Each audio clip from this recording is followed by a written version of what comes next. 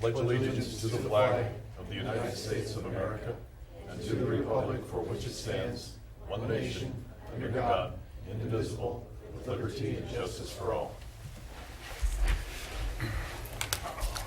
Welcome, everyone. Let the record show that all city councilmen are in attendance with the exception of Councilman Rich Kerr.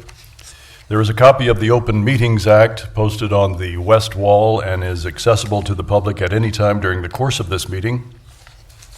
First item on the agenda is the consent agenda. All items under the consent agenda are considered to be routine by the City Council and will be enacted by one motion. There will be no separate discussion of these items unless a council member or citizen so requests.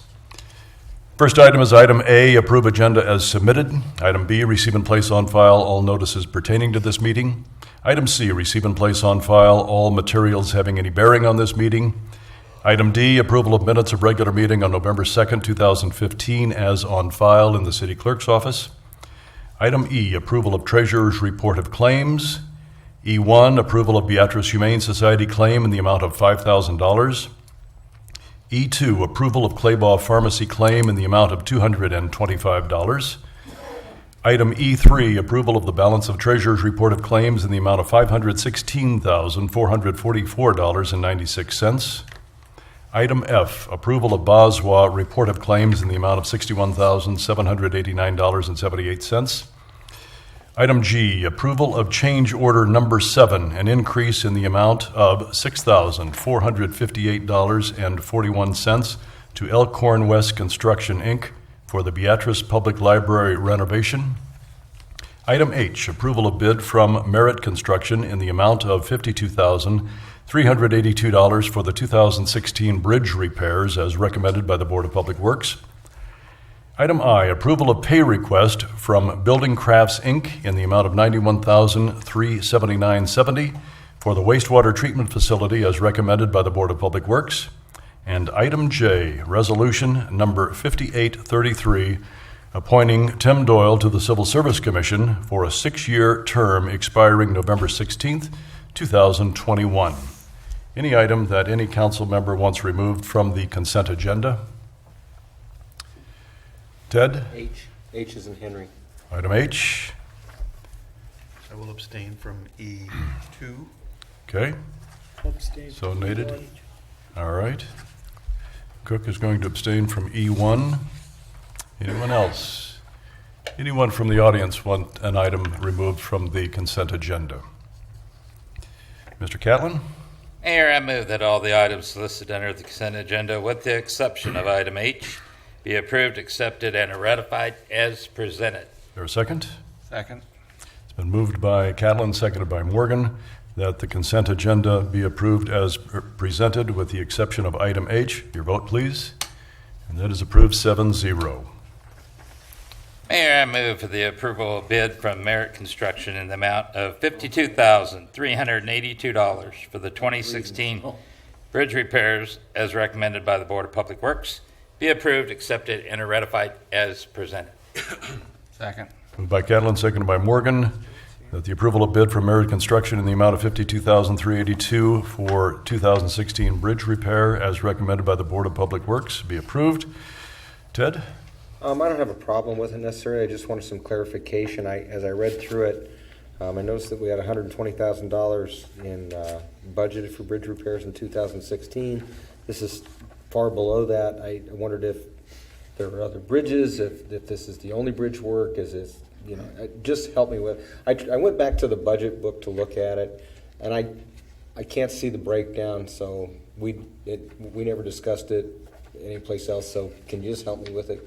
Sure. This bid is to repair 3 bridges here in town, and they are the bridges on 2nd and Herbert, that area, West Belvedere and Doyle Lane, and then 6th and Marlboro. Those are the 3 bridges. Look there.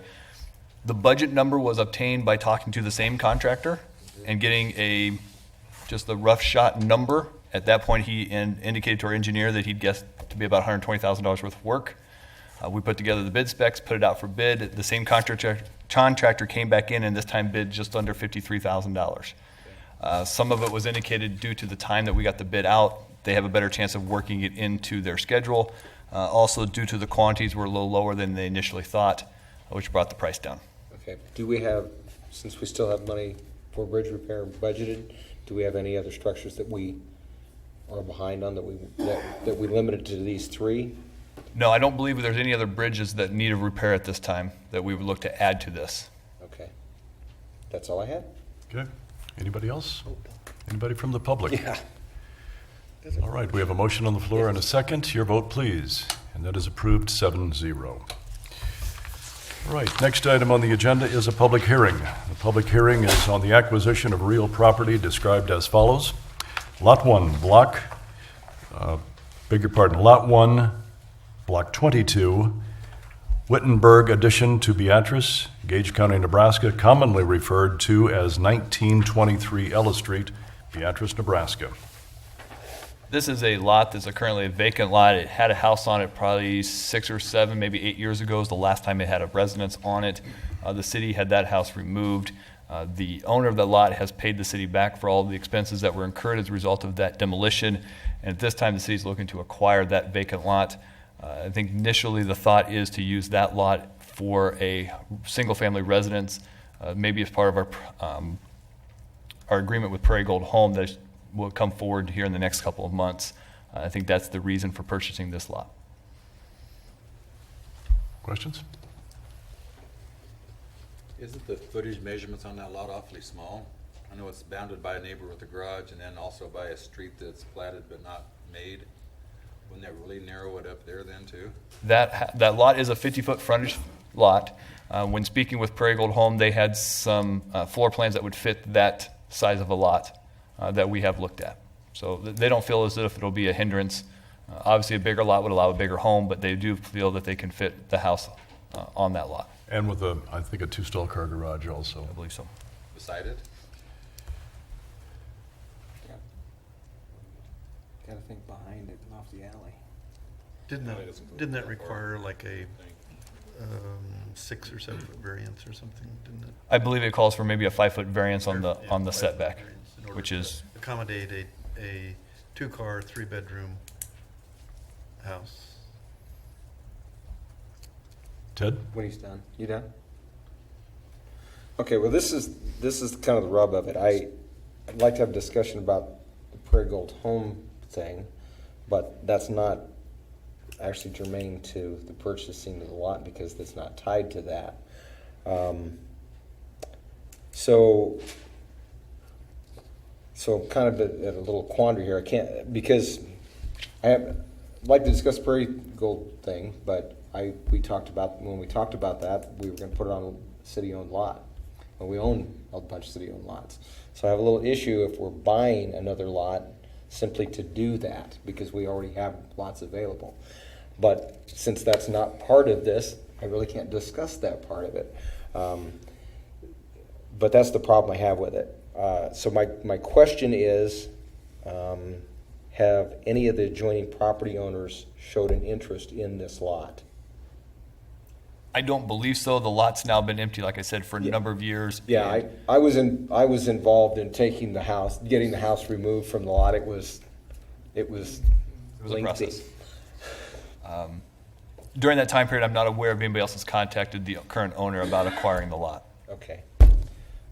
Well, all right. I'm not going to vote against it, but if that's what we're purchasing the lot for, I wish we would have tried to earmark something we already own, so we're not spending an additional $12,000. But I'm not going to vote against it because we need to have. Somebody should own the lot, and he's not going to, collecting back taxes on it, and that becomes an issue again. So, Mr. Party? So what becomes of this lot if this company we choose to work with or not doesn't want to use it, or we decide not to go with that route? We're just going to own a lot in the middle of the block and I would no probably, further use for it? I'd say if that worst case scenario is yes, that would be the ultimate worst case scenario is the city ends up not going through with an agreement either with Prairie Gold Home or with some other company to put a single family residence there. The city ended up owning a vacant lot in that area of town. That particular company did look at the lot, provided some plans that would accommodate that lot, and I think that there is some interest there.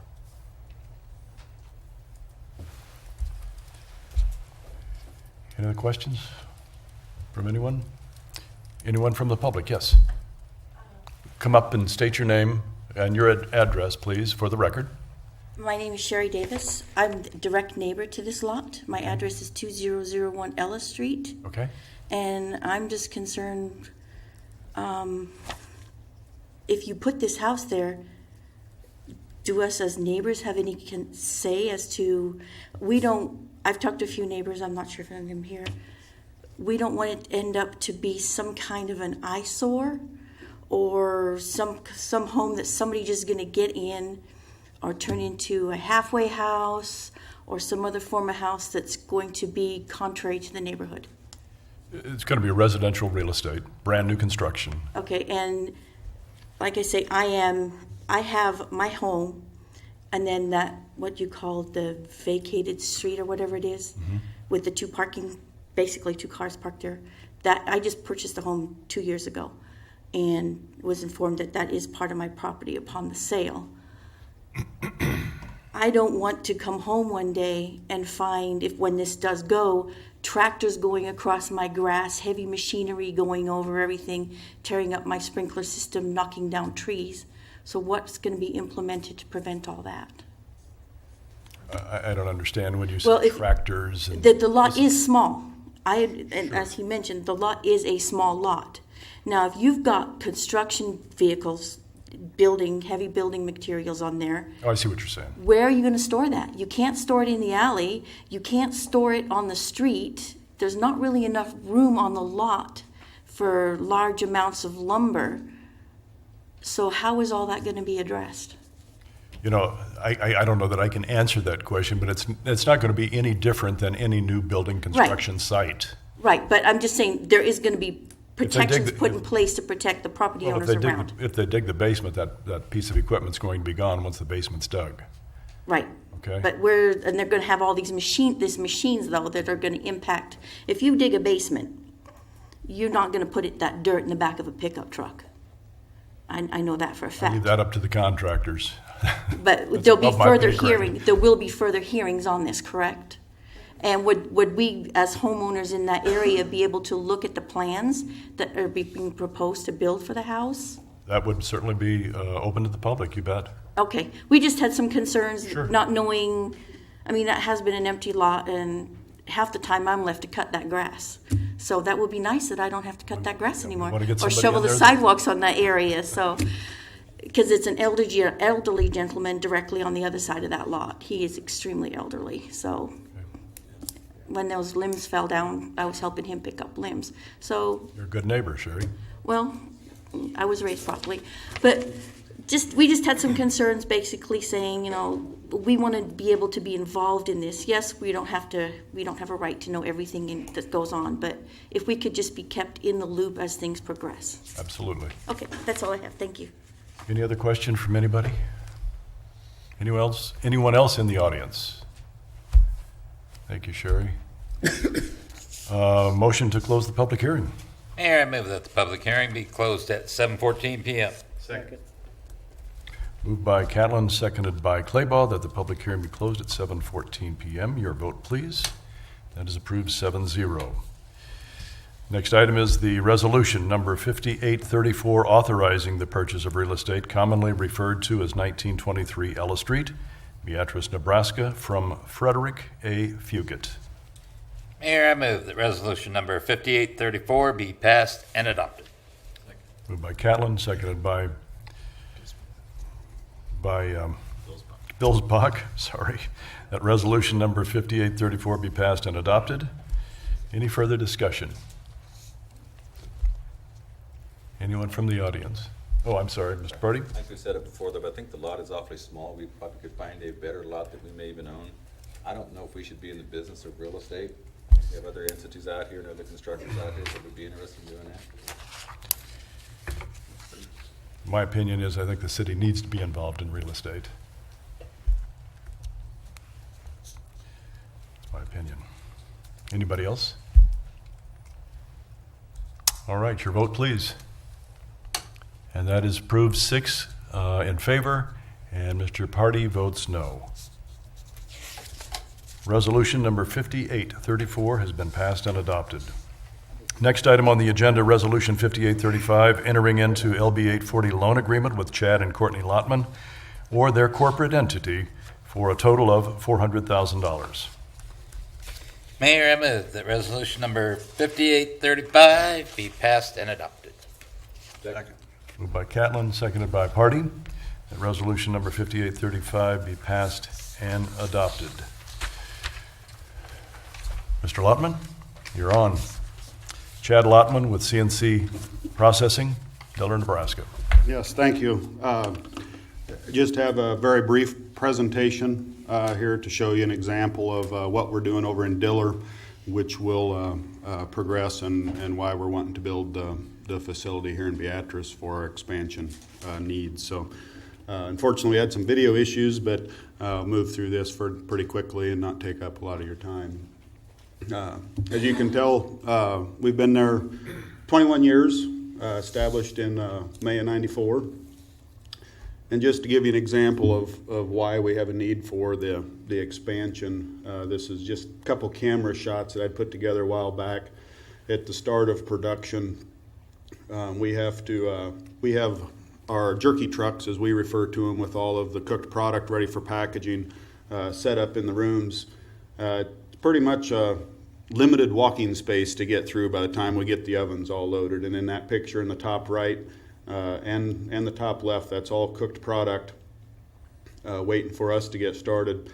We can cook 8 of those trucks at one time, and in this current picture there's 8 more trucks in the ovens currently waiting to come out as we get started packaging. So bottom picture, they're in progress through the day.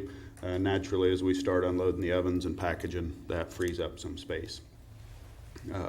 Later on in the day, continuing on as more of the racks in the top left are getting unloaded, and our typical crew's 12 to 14 people. We would have a room just like that here at the Beatrice facility.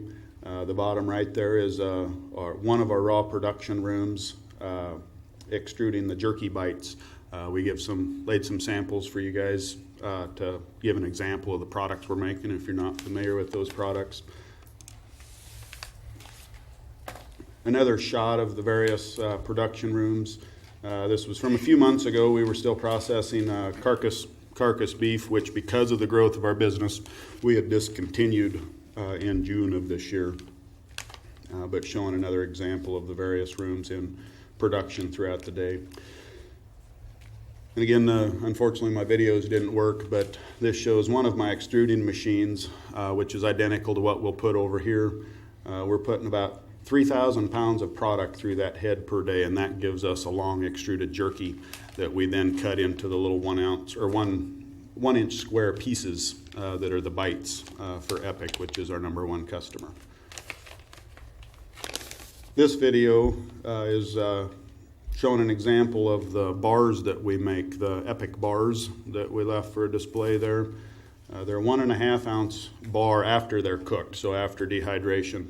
On an average day, this was, again, I had taken this video a while back, we're now averaging about 34,000 1.5 ounce bars per day. And we're looking to, at a minimum, double that, so we'll do that same volume here in Beatrice, and within the next 1 year, we should be quite a ways above that. In this video, you could see it a little bit in the picture earlier. That's an example of the little 1 ounce bites dropping into a scale. It's a big automated scale, multi-head scale that drops into a rotary bagger that we can package about 35 to 40 bags of jerky per minute. So it moves along pretty good. On an average day, we're doing about 10,000 bags. This is the biggest need for expansion over here. We're actually looking to be able to put out in the neighborhood of 15 to 25,000 bags of jerky per day here in Beatrice within probably 6 months of getting the facility up and running. So, a roll stock packaging machine packaging the cooked bars. And again, I wish my video was working, but at the same time, we're extruding 34,000 bars per day. We're then packaging 34,000 bars in the packaging room. So we'll have a packaging line just like that. Couple examples of our dry warehouse. Of course, the building over here is incorporating warehouse space along the outer edges of the production rooms that we're creating. So we had added in Diller over the last couple of years. We've expanded to add more and more of this. This was a 2,000-foot dock addition we did on the back of 3 buildings to connect them all together that we completed earlier this summer. Quick example, where not a lot of smaller companies or even mid-sized companies use electronic record keeping for all the USDA records, but we feel pretty comfortable as we've expanded over the last few years with electronic record keeping and staying ahead of the industry with what we've accomplished. It'll make this transition to a second plant a little bit easier. Another example of what the employees would work with. We have a USDA inspector on site every day. One aspect we don't necessarily talk about much and what wasn't laid out in my business plan. There will be a USDA inspector in Beatrice every day that there currently is not. More than likely he or she would share a patrol with possibly my other plant in Diller. My inspector covers us for 2 to 3 hours a day and then also covers a couple plants in Fairbury. So it might be an inspector coming down from Creed or Lincoln, but there will be a USDA inspector in Beatrice every day that we are open for production. Cooking logs, all electronic. Just a real brief overview. Of course, we're still finalizing plans, but that gives you an idea of that building's 57,000-foot building. We're putting 24 to 26,000 square foot of production space in the middle. Doesn't seem like that much, but there's a lot of the outer space of the existing warehouse that we're able to use for our case boxing and all of those type of items. So all of the space will be fully utilized, and then we're adding a 3,000 to 3,500 square foot office addition, which is at that top right. So that'll be a nice addition onto the property. And right now it does look as if in the next 2 years there's a good chance we'll have to add more warehouse space to expand the production facility. So that's kind of the brief summary of it. If there's any questions anybody has. I think you might want to go just an overview of the reason you're expanding, and I know it's because of production, but what you're actually going to bring to the table. You're going to remodel a building, employees. You might want to touch on that. Yes. Sorry. We're looking to employ 30 to 35 employees at a bare minimum to get started. Realistically, we'll be 40 to 45, 50 within the next year and a half. We're primarily expanding because of one major customer, which is Epic, as well as a few other private label customers that we have. But it will be pretty much focused on my top 3 or 4 customers. The rest of all of my smaller customers, as well as the existing customers, will continue volume production in Diller. So this expansion allows us to let my current customers grow. We reached, in March of this summer, we hit our maximum cooking capacity in Diller and have been at maximum capacity ever since. We actually slowed down here for just November and December, but by mid-January we're looking to be back at max capacity and pushing us to the limit. Those same customers are asking for additional capacity. They can't find other processors across the country. A lot of questions we get is why can't they go elsewhere? It's exceptionally hard to find processors like us that have any capacity available. Most of the capacity is used up, or just like us.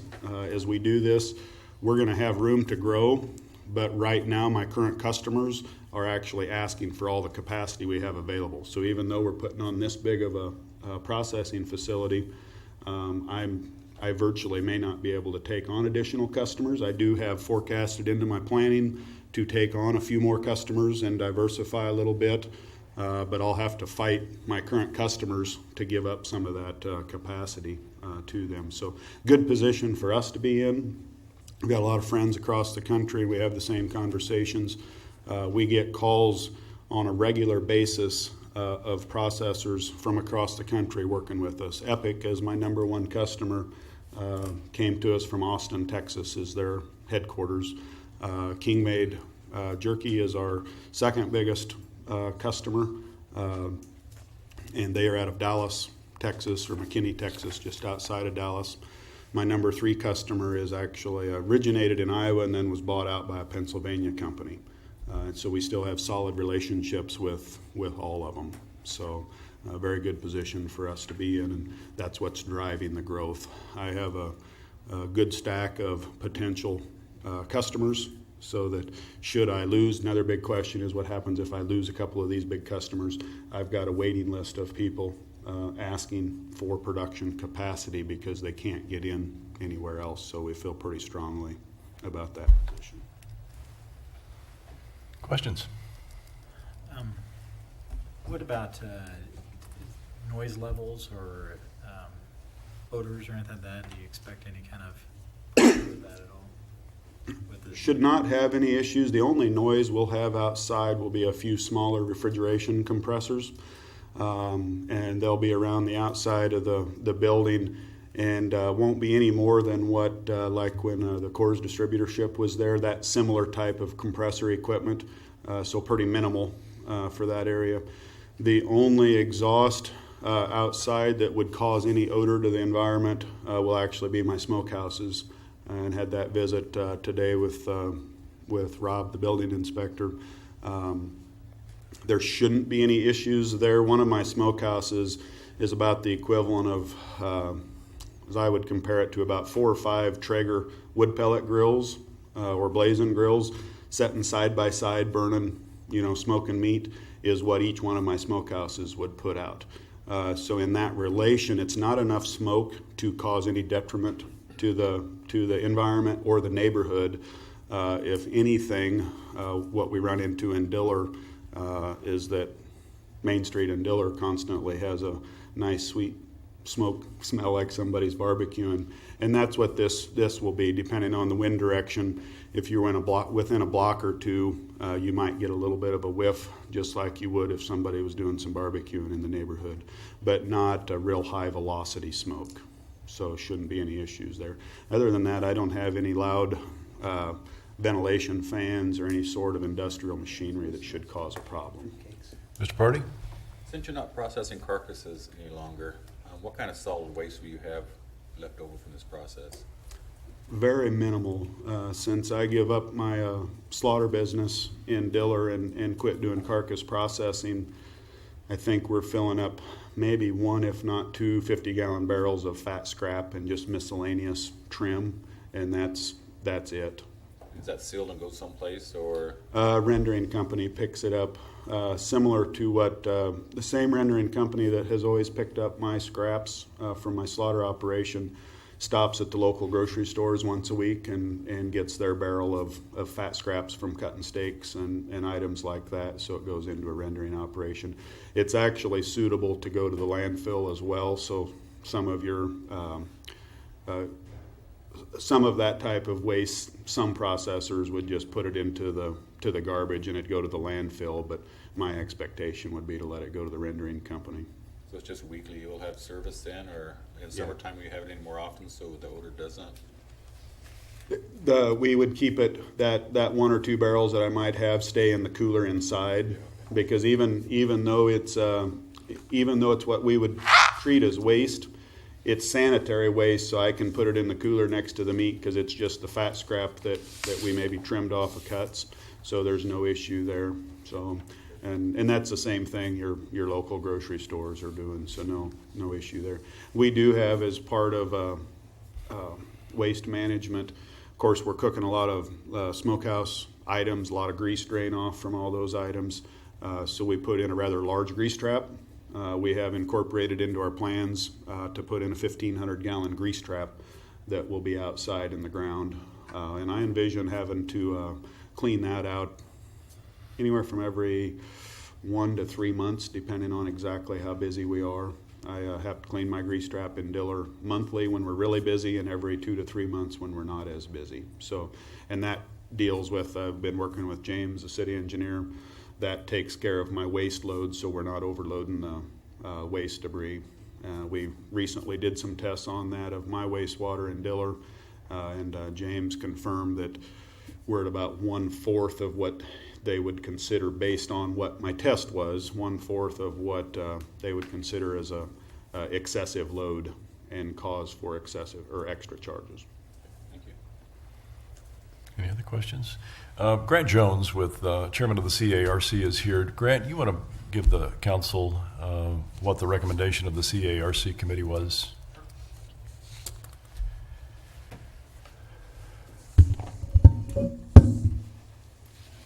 I'll just talk louder. Our recommendation was 4-0 with one abstention on our board for $400,000, spread out $200,000 at 0% loan for 10 years, and then another $200,000 at 2% to begin payments at the beginning of the 5th year. Structured that way to allow for cash flow for the operation and ease of transition with it. We thought Chad and Courtney's application was one of the best, if not the best, we'd seen in quite a while. And it's bringing into the community growth from an area business in the tune of 35 to 50 jobs. And we're very much in favor of it. The loan repayments are switched. The 2% starts. The other way Gotcha, around. sorry. Chad, you'll take it the other way though, I'm sure. Any other questions? All right, thank you, gentlemen. Appreciate it. We have a motion on the floor and a second. We don't? Yeah, we do. Yeah, We're just ready for the vote. you seconded it. Yeah. We're ready for the vote. Gentlemen, your vote, please. And that is approved 7-0. Resolution number 5835 has been passed and adopted. Next item on the agenda is ordinances, and there are none. Then the public forum. The purpose of the public forum is for the presentation of an item by the general public to the City Council for consideration at a later date. No discussion or action will be taken by the City Council at this time. Anything from the council for the public forum? Anything from the public? Seeing none, we'll go to the next item, which is City Administrator's Monthly Report. Just a couple of highlights for you. The property on West Court Street that was owned by Landon Rife has now been acquired by the city. We closed on it last week. Asbestos inspection is scheduled for Wednesday, and once that is back, we'll line up demolition. We are still looking at having the street department do the demolition, assuming the equipment is repaired out at the landfill and we're able to use it for the demolition. So we look for that to occur here in the next couple of weeks, hopefully. Outside of that, the mill and overlay project that was supposed to start in the summer started today. You'll see some guys down doing some curb ramps around town. They're getting that done first before they come in with the mill and overlay, which will actually probably be next May or June when they come back into town to do that. And then the final thing is during the flood, we found that we had some sanitary sewer lines over in the Riverside Park area that were inundated with water, and they were just open. So when the river came up, they flooded with water. We have installed a shutoff valve over in Riverside Park. So if the project of a flood starts to come back up, we're able to go shut off this valve, which should essentially close off all of the sanitary sewer lines in the Riverside Park, thus stopping the flow of water into our system and helping relieve the burden onto the plant. So that was installed, something we found after the last flood. Other than that, I'm happy to answer any questions. Questions? Anyone from the public? Thanks, Tobias. And now we're going to go into executive session. Mayor, I move that the Beatrice City Council go into closed session at 7:34 p.m.